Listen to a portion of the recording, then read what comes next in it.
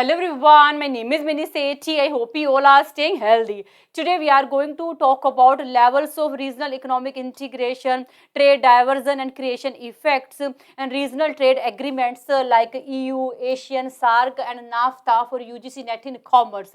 What do you mean by regional economic integration? This is an agreement between group of countries for removal of trade barriers and allow free flow of goods, services and capital. Regional trade agreement is agreement between a group of countries for removal of trade barriers and allow free flow of goods, services and capital. And regional trade agreement mainly have five levels: free trade area, custom union, common market, economic union and political union. One by one we discuss about each. Free trade area. There is no trade barriers among members countries. But when member country do trade with the non-member country, they can decide their own trade policy. They need not to follow any group rule. For example, North America Free Trade Agreement. Members countries of this agreement are Canada, Mexico and United States. Whenever member country will do trade with each other, there is no trade barrier. But when any of member country do trade with a non-member country like China, they need not to follow any group rule. They can follow their own rule. They can follow their own policy for non-member country. Second is custom union. There is no trade barriers among members countries. Along with they will adopt a common trade policy for non-member countries. For example, Canada, Mexico and United States are member countries, so there is no trade barrier among these countries. Along with they adopt a common trade policy, 5% import duty for non-member countries. And China is a non-member country. All these member country will impose the same 5% import duty on China's import. Next is a common market. Common market include all features of custom union, plus it also include free movement of labor and capital among member countries. Economic union. Economic union include all features of common market, plus member countries also integrate their fiscal, monetary and budgetary policy. Political union consists all feature of economic union, plus it also found a complete political integration among member countries. Now we will see trade creation. When free trade or custom union create new trade opportunities, it will be called trade creation. Or we can say that when free trade or custom union shift trade from less efficient producer to more efficient producer, it will be called trade creation. Suppose there are two countries A and B. Price of A country watches is 50 rupees, price of B country watches is 40 rupees. Price is high in A country because their cost is high. That's why A is less efficient producer, but B is more efficient producer. Their prices are less, their cost is less. But at 40 rupees, these watches will not reach in A country before formation of any kind of custom union, because before formation of any kind of custom union, before free trade, A imposed 30 rupees tariff on B country. 40 plus 30 is equal to 70 rupees. Before formation of any custom union, at 70 rupees, watches of B country will reach in A country. Obviously, nobody will buy it because prices of their own watches is 50 rupees, but prices of B country watches is 70 rupees. If nobody is buying their watches, their production will reduce. But after formation of custom union, A country will reduce all kind of tariff on B countries. As a result, their watch is now available in A country at 40 rupees.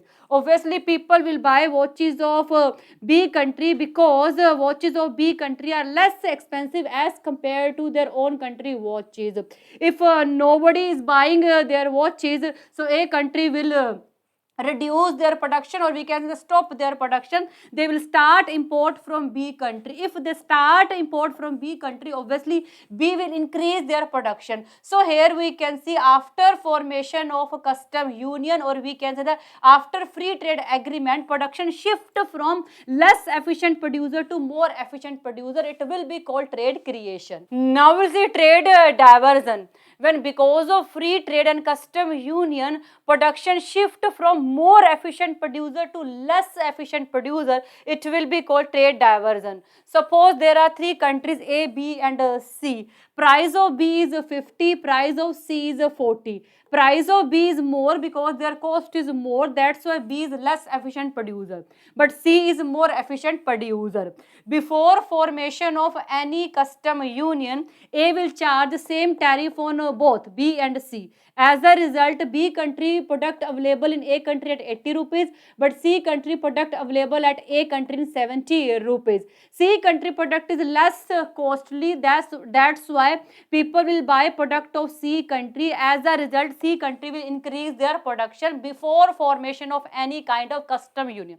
Now suppose A country formed custom union with the B country but not with the C country. As a result, A country will remove all kind of trade barriers, all kind of tariff on B country. So now B country product available in A country at 50 rupees, but still C country product available at A country at 70 rupees because A country don't made any kind of custom union with C country. Obviously now people will buy B country product, not C country product, because B country product is less costly as compared to C country product. If nobody is buying C country product, eventually production of C country will reduce.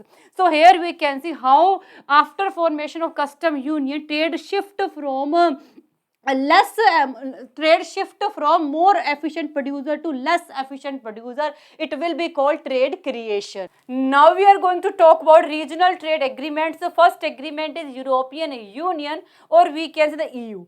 EU is political and economic union of 27 members countries. Initially there was 28 countries, but United Kingdom left EU in 2020.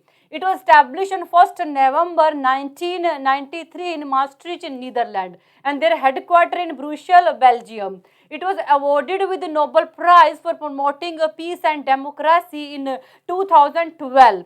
And their area of involvement are economic growth, economic integration, euro currency, trade, and EU did so much efforts to integrate Europe since World War II.